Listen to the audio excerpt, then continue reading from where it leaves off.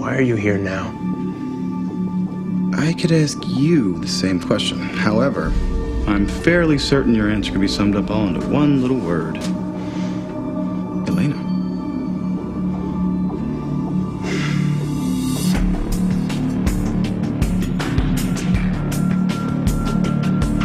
That's a really good question, and that's the first question I asked. And Kevin gave me a variety of answers, and he said, this is what we're going to explore. And this A could have happened, or B, or C. So sort of, we're not sure exactly why, but it's going to be one of these things. And all of his three sort of reasons were really good. I don't know how much I can reveal, but I will say that for me, when I created my backstory, it was that Stefan's like a nomad. You know, he travels, you know, and he can never really stay in a town for more than like 5-10 years, because people go, wait a minute, you're not aging, and you know, you're that creepy guy that just hangs around in high schools for 20 years. Mystic Falls is just where he was born. That's the town. That's where, you know, that's his childhood. And I think he stops into Mystic Falls every some odd years, you know.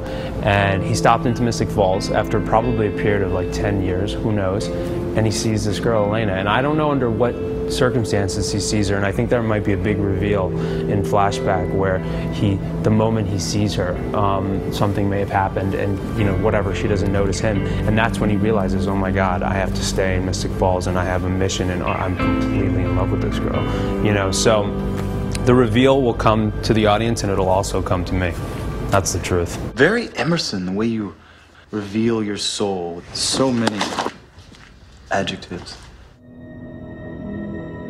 If Stefan moved slowly, that just so would not be a part of his. If he was like a tortoise. Right, he's the lethargic vampire. No, he's, you know, I mean, he has to, you know, he feeds on blood, you know, and then he hunts. Like, think about it, he hunts. He survives on animal blood, you know. It's like he has to go out and hunt. He has to move quickly. Of course he could sneak up on people.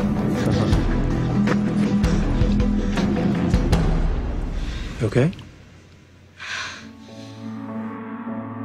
You know, all that makeup that's what's so cool about it, is that it's so subtle for us that it makes it that much creepier, because we essentially go in there, and when we turn into vampires, our skin gets a little pale, and we put these massive sort of red contact lenses in that cover the entire white of our eyes. And so essentially we're just walking around with these sort of red eyes and pale skin, and then pop in some fangs, and the rest is CGI, a lot of it. You know, a lot of the veins and all that sort of red, it's CGI. It's amazing what they do with CGI. But, you know, the funny thing is when we're shooting, we have these, because of the CGI, they put a dot here, a dot here, a dot here, and a dot here, so we actually look really goofy.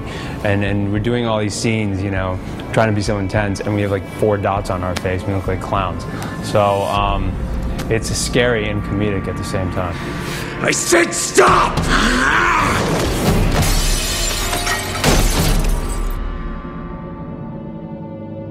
You know what's funny about that? As we're shooting more and more episodes, you know, Stefan is such a tortured guy. But I can't play Stefan as a tortured guy forever, because who wants to look at a guy who's... Okay, so he's a little pretty.